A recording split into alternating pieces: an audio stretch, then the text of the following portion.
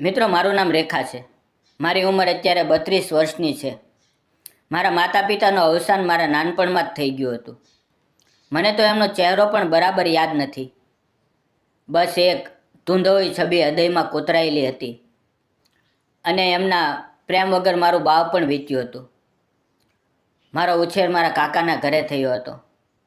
કાકા પોતે આર્થિક રીતે બહુ સુખી નહોતા અને તેમનો પોતાનો પણ મોટો પરિવાર હતો. છતાં તેમણે મને ક્યારેય ઓછું આવવા દીધું નહીં અને પેટે પાટા બાંધીને પણ મને ધોરણ 12 સુધીનો અભ્યાસ કરાવ્યો, જેથી હું પગભર થઈ શકું. ભણતર પૂરું થતાં જ કાકાને મારી ચિંતા થવા લાગી કે કાલે સવારે જો તેમને કંઈ થઈ જાય તો આ અનાથ દીકરીનું દુનિયામાં કોણ હશે. એટલે તેણે ઉતાવળે મારા લગ્ન રાજુ નામના એક મહેનતુ અને ભોળા યુવાન સાથે કરાવી દીધા, જે સાયકલ પર શાકભાજીના ટોપલા ભરીને ગલીએ ગલીએ વેચવાનું કામ કરતો હતો. લગ્ન પછીના થોડા સમયમાં જ ભગવાને અમને એક સુંદર દીકરી આપી, જેનું નામ અમે બંસી રાખ્યું. બંસીના આવવાથી અમારા નાના ઘરમાં ખુશીઓ છવાઈ ગઈ હતી. પણ જ્યારે બંસી હજુ માંડ 2 વર્ષની થઈ હતી ત્યારે વિધાતાના લેખ કોઈ ભૂસી શકતું નથી.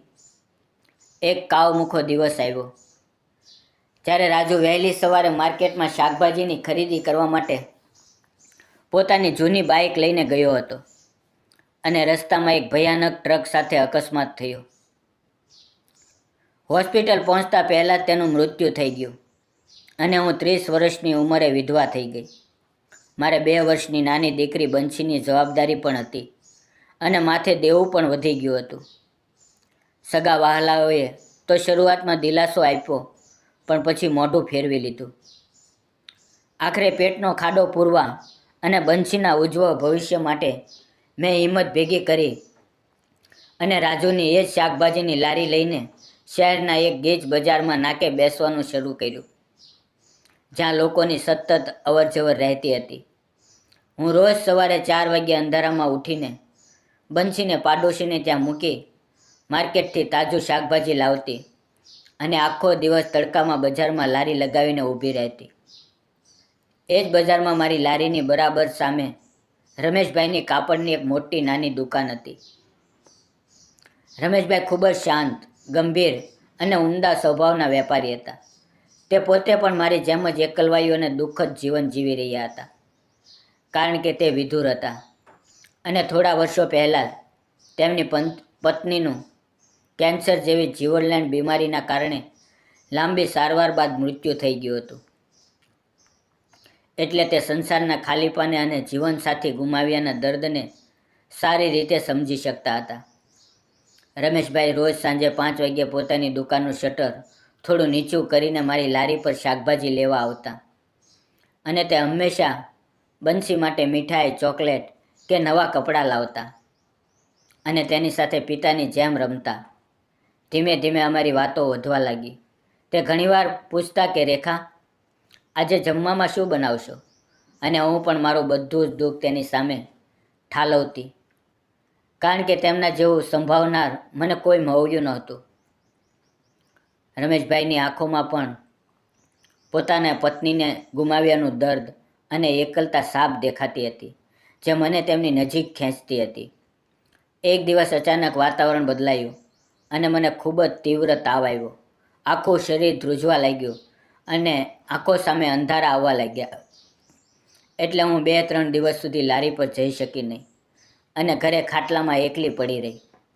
રમેશભાઈને બહુ ચિંતા થઈ, કારણ કે તે રોજ મને અને નાની બંસીને જોવાની આદત ધરાવતા હતા. લારી બંધ જોઈને તેમને હૃદયમાં ફાવ પડી કે કંઈ અજુક તો નથી થયું ને. એટલે એક સાંજે 5 વાગ્યે સ્કૂલ અને દુકાનો વધાવ્યા પછી તે પૂછતા માંડ મારા ઝૂંપડા જેવા ઘરે આવ્યા. મારી પાસે દવા લેવા માટે 1 રૂપિયો પણ નહોતો અને નાની બંસી ભૂખી હોવાથી મારી પાસે બેસીને રડતી હતી. રમેશભાઈ મારી આ લાચારી અને હાલત જોઈને દંગ રહી ગયા અને તેમની આંખો ભરાઈ આવી. તેમણે તરત જ મને પોતાની ગાડીમાં બેસાડીને શહેરની મોટી હોસ્પિટલ લઈ ગયા અને ત્યાં તપાસ કરાતા ખબર પડી કે મને ઝેરી ડેન્ગ્યુ થયો હતો. અને રિપોર્ટ બહુ ખરાબ હતા. એટલે ડૉક્ટરે મને તાત્કાલિક દાખલ કરી દીધી. 1-2 દિવસ રમેશભાઈએ મારી જે સેવા કરી છે તે તો કદાચ કોઈ સગો ભાઈ કે પતિ પણ ન કરે.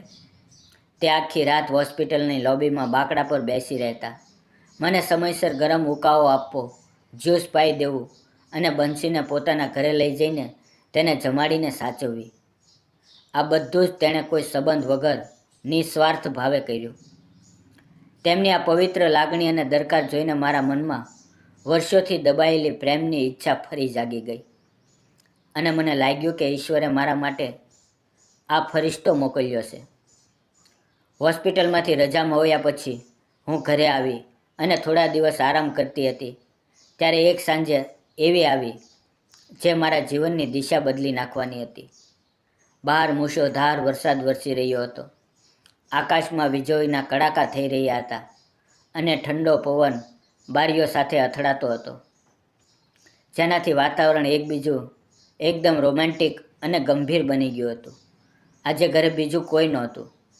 રમેશ મારી તબિયત પૂછવા ઘરે આવ્યા અને તે પોતે પણ વરસાદમાં થોડા પલળી ગયા હતા. મેં તેમના માટે ગરમા ગરમ આદુવાળી ચા બનાવી અને જ્યારે હું ચાનો કપ લઈને તેની પાસે ગઈ ત્યારે રૂમમાં વરસાદની ભીની માટીની સોડમ પરસરી રહી હતી. જેવી મેં ચાની રકાબી તેમની તરફ ધરી, રમેશભાઈએ ધીમેથી મારો ધ્રુજતો હાથ પકડી લીધો. તેમનો સ્પર્શ થતાં જ મારા આખા શરીરમાં એક મીઠી જણજણાટી પ્રસરી ગઈ. તેની આંખોમાં એક અલગ જ નરમાશ, આદર અને ઉમળકો હતો.